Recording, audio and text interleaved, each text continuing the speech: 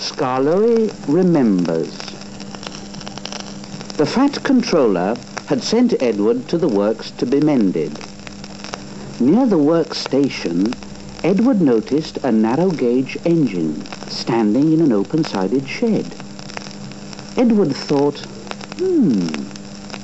that's Skarloey. What's he doing there? He remembered Skarloey and his brother Renias, because in the old days he had often brought passengers who wanted to travel up to the lake in their little train. The men at the works could not mend Edward at once, so he asked them to put him on a siding close to Skarloey. Skarloey was very pleased to see Edward, and he said, "The owner has just bought 2 more engines. He told me I was a very old engine and deserved a good rest. He gave me this shed so that I could see everything and not be lonely. But I am lonely all the same. I miss Renias very much. Yesterday, one of the new engines pushed him on a truck, and now he's gone to be mended. Oh, I wish I could be mended too, and pull some coaches again." Edward said, "Have your coaches got names?" "Oh, yes. There's Agnes, Ruth, Jemima, Lucy, and Beatrice. Agnes is proud. She has cushions for first-class passengers. She pities Ruth, Jemima, and Lucy, who are third class with just bare boards. But all 4 of them sniff at Beatrice. Oh, yes, because Beatrice often smells of fish and cheese. But she is the most important. She has a little window through which the guard sells tickets. I sometimes leave the others behind, but I always take Beatrice. You must have tickets and a guard, you know." "Oh, of course." "Renias and I used to take turns at pulling the trains. We know everybody, and everybody knows us.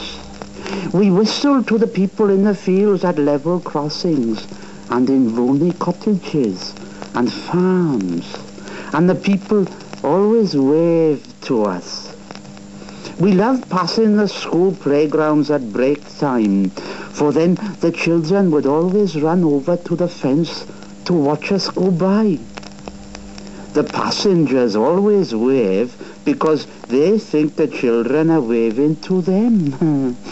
But we engines know better, of course, don't we, eh?" "Oh, yes, we do indeed." "We take your tourists to the lake and then get ready to pull the train back.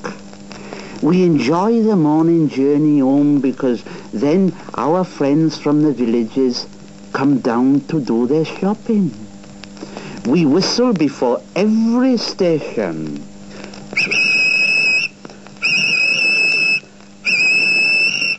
Look out, look out, look out."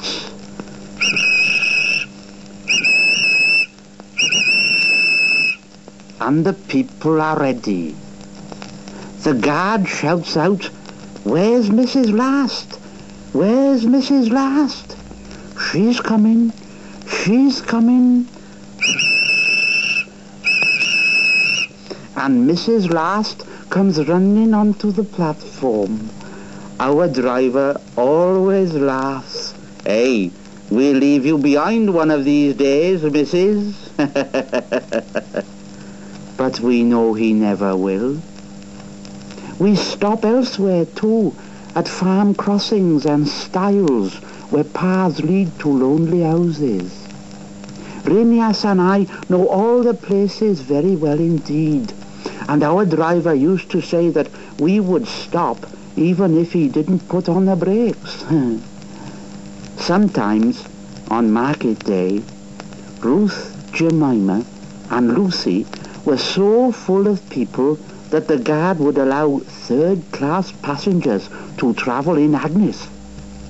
She didn't like that at all, and would grumble.